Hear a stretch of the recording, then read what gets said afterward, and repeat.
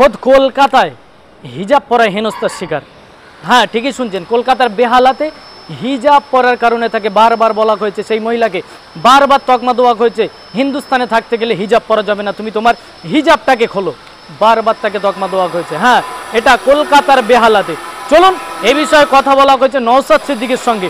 নওশাদ সিদ্দিকী কি বলেছে শোনাবো। আর্টিকেল 25 বলা আছে যে আপনি মানে মানুষ ধর্মচারণ, ধর্ম প্রসার, ধর্ম বিস্তার করার পূর্ণ স্বাধীনতা দেওয়া আছে। বোরকা পরাটা ধর্মচারণের মধ্যে পড়ছে। যে এখানে যেখানে বোরকা পরা যাবে না যে বলছে, সে আর্টিকেল 25 উল্লঙ্ঘন করলে আঘাত দিল। এই আঘাত দেওয়ার ফলে কলকাতা পুলিশ এখনো পর্যন্ত তাকে গ্রেফতার করেছে কি আমার কাছে কোনো খবর নেই। ওকে গ্রেফতার করা দরকার, সে সংবিধানে আর্টিকেল 25 আঘাত দিয়েছে। এই ধরনের কথাবার্তা আমরা উত্তরপ্রদেশ, মহারাষ্ট্র, হরিয়ানাতে দেখতাম, যে মুখ্যমন্ত্রী বলছে পশ্চিমবাংলায় সংখ্যালঘুরা আমার আমলে সুরক্ষিত, সেই মুখ্যমন্ত্রীর আমলে তো সংখ্যালঘুদের উপরে এই ধরনের দমনপীড়ন হচ্ছে কেন? তাহলে সংখ্যালঘু তোষণের নামে সংখ্যালঘু শোষণ হচ্ছে। এটাই পশ্চিমবাংলায় প্রথম নয়। ইতিপূর্বে বছর দুয়েক আগে টেট পরীক্ষা দিতে যখন যাচ্ছিল আমার হিন্দু সমাজের মা বোনেদেরকেও আধিকারিকরা কি করেছিল, শাখাপালা খুলিয়ে পরীক্ষা কেন্দ্রে পাঠিয়েছিল। বলছে নাকি ওখানে কেউ নকল করে নিতে পারে, মানে এটা হতে পারে শাখাপালা দিয়ে কেউ নকল করবে।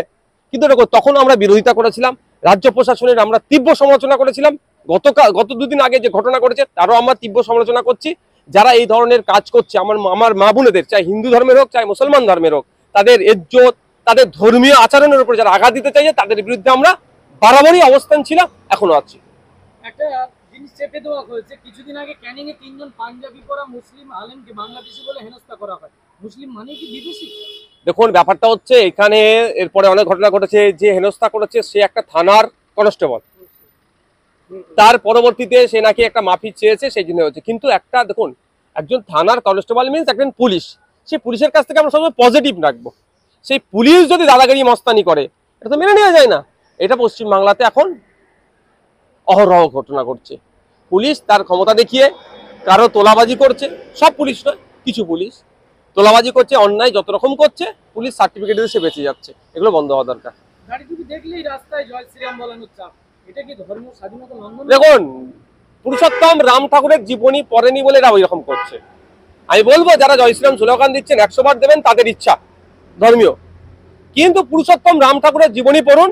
পুরুষোত্তম রাম ঠাকুর প্রজাহিতৈষী ছিলেন, প্রজাদের জন্য তিনি তার সংসার ছেড়ে দিয়েছিলেন, এটা মানতে হবে। আর এখন কি হচ্ছে, নাগরিকের উপর আক্রমণ করছে। তাহলে কি রাম ঠাকুরকে মানা হলো? এরা শুধু ধান্দাবাজিরা, এরা সনাতন ধর্মকে সামনে রেখে ধান্দাবাজি করছে নিজের গদির জন্য। এরা যদি সত্যিকারের অর্থে মানুষের ভালো চাইতো, তাহলে তিলোত্তমা এতক্ষণ বিচার পেয়ে যেত। একসময় যে বাংলা ছিল সম্প্রীতির উদাহরণ, আর সেই বাংলা পুরো হিন্দুত্বের দিকে যাচ্ছে। এখনো বাংলার জায়গায় আছে, সম্প্রীতির বাংলার জায়গায় আছে। গত কদিন আগে 1 কাঠা জমির দাম 10 লাখ টাকা, 8 কাঠা জমি মুসলমান সম্প্রদায়কে আমার হিন্দু ভাই দিয়েছে আমাদের পার্শ্ববর্তী জেলাতে। সম্প্রীতির বাংলাতেই আছে। কিছু রাজনৈতিক কারবারিরা এই হিন্দু মুসলমানের লড়াই লাগাতে চাইছে। তার মধ্যে সব থেকে বেশি দায়ী রাজ্য সরকার। যারা হিংসা ছড়াচ্ছে তাদের বিরুদ্ধে ব্যবস্থা নিচ্ছে না বলেই হিংসা বাড়ছে। রাজ্য সরকার যদি তার ঘাড় ধরে জেলের মধ্যে রেখে দেয়, কোনো হিংসা হবে না। এরা বাহাবা দিচ্ছে। শুভেন্দু অধিকারী, দিলীপ ঘোষ রাত দিন হিন্দু মুসলমানের মধ্যে লড়াই লেগে যাবে এই কথা বলছে, তাদের বিরুদ্ধে ব্যবস্থা গ্রহণ করছে না কেন? তো বকলমে এইকে প্রাধান্য কে দিচ্ছে? রাজ্য সরকার দিচ্ছে। কিন্তু বাংলার মানুষ হিন্দু মুসলিম নির্বিশেষে যারা বিগত দিনে যেভাবে ছিল আজকেও সেইভাবে আছে। কিছু সংখ্যক রাজনৈতিক কারবারিদের জন্য বাংলার মানুষকে, আপামার জনগোষ্ঠীকে খারাপ বলতে পারেন না। ঠিক যেভাবে আমরা তখনও তীব্র বিরোধিতা করেছিলাম হুমায়ুন কবির সাহেবকে, যখন বলেছিল 30%, 70%, 30%কে কেটে ভাঙড়িতে ভাসিয়ে দেবো, আমরা বিরোধিতা করেছিলাম। মমতা ব্যানার্জি তখন দরকার ছিল হুমায়ুন কবিরকে অ্যারেস্ট করানো, কিন্তু দুর্ভাগ্য সেটা করেনি। ঠিক একইভাবে যখন একটা পুলিশকে খালিস্তানি বলে দেখে দেওয়ার চেষ্টা করেছিল আমাদের রাজ্যে, তখন আমরা বিরোধিতা করেছিলাম। মমতা ব্যানার্জির মহাশয়ের উচিত ছিল তাকে অ্যারেস্ট করা, যে কথা বলেছে, কিন্তু তখনও করেনি। ফলে কিছু রাজনৈতিক কারবারিরা হিংসার বাতাবরণ তৈরি করার চেষ্টা করছে। মানুষ ঠিক আছে, নিউটাউন এলাকায় কিছু হিন্দুত্ববাদী গোষ্ঠী গরু কুরবানি নিয়ে নিষিদ্ধ করার দাবি তুলেছে।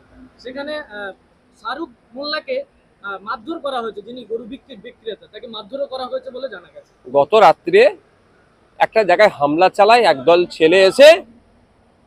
ছেলে এসে তারা নিজেদেরকে হিন্দু ধর্মের রক্ষাকর্তা পরিচয় দিয়ে হামলা চালায়। যখন এলাকার মানুষজন হিন্দু মুসলমান নির্বিশেষে তখন তাদেরকে ঘিরে ফেলেছিল, তারা ছুটে পালিয়েছে, একজনকে ধরা পড়েছে। এখন পুলিশের কাজ হচ্ছে তদন্ত করে বাকিগুলোকে ধরে জেলের মধ্যে রাখা। পশ্চিমবাংলায় এখনো তো মাংস নিষিদ্ধ নয়, মাংস তো পশ্চিমবাংলা, গোস্ত পশ্চিমবাংলা বৈধ। তাহলে বৈধ জায়গায় কেউ যদি খায় অসুবিধা কোথায়? যদি নিষিদ্ধ হয়ে যায় কেউ যখন খাবে তাহলে আইনের বিরুদ্ধে কাজ করবে। আর যারা ভাবে যদি আজকে গোমাংস নিষিদ্ধ হবে, কালকে মুরগির মাংস, মাছকে ওরা খেতে দেবে না। কদিন আগে দিল্লিতে গেছিলেন তো, দিল্লিতে গোমাংস নিষিদ্ধ, মাছের দোকান যে বন্ধ করে দিয়েছে। মানে ভারতবর্ষের সংবিধান বলছে আপনি কি খাবেন, কি পড়বেন আপনার ব্যাপার, কিন্তু আমরা সেটা মানে কিছু সংখ্যক রাজনৈতিক কারবারিরা আপনি কি খাবেন, কি পড়বেন সেটাকেও কন্ট্রোল করতে চাইছে। এরা সংবিধানের বহির্ভূত। কিন্তু এখন দেখার বিষয়, রাজ্য প্রশাসন ওয়েস্ট বেঙ্গল পুলিশের আন্ডারে আছে Bidhannagar police commissionerate. Bidhannagar police commissionerate এই সমস্ত দেশদ্রোহী এইগুলোকে, সমাজ বিরোধীদের বিরুদ্ধে কি ব্যবস্থা গ্রহণ করছে সেটা দেখার বিষয়। একটা জিনিস আমরা দেখলাম যে যে যুবক ওইভাবে অত্যাচার করেছে বা মারধর করেছে, তার সাথে শুভেন্দু অধিকারীর সঙ্গে জড়িত ফটো থেকে ধরে বিভিন্ন পোস্ট দেখা গেছে। তাহলে কি এটা বিজেপির কোনো চাল হতে পারে? ওটা আবার নতুন করে বলতে লাগবে। বিজেপি এমন কোনো ইস্যু নেই যে ইস্যুকে সামনে রেখে ভোটে মুখ খুলতে পারবে। শুভেন্দু অধিকারী চিৎকার করছে, যদি প্রশ্ন করি যে সেন্ট্রাল তো আপনাদের হাতে আছে, একটা সেন্ট্রাল ইউনিভার্সিটি আনলেন না কেন, এমস দুটো নিয়ে আসলেন না কেন, সেন্ট্রাল প্রজেক্ট রাজ্যে দিয়ে আসলেন না কেন, ব্যর্থ হয়েছে। তাহলে উত্তর দেওয়ার কিছু নেই, কারণ হিন্দু হিন্দু ভাই ভাই করছে আর এই ধরনের অন্যায় কাজগুলো যারা করছে তাদের সাথে ঘুরছে।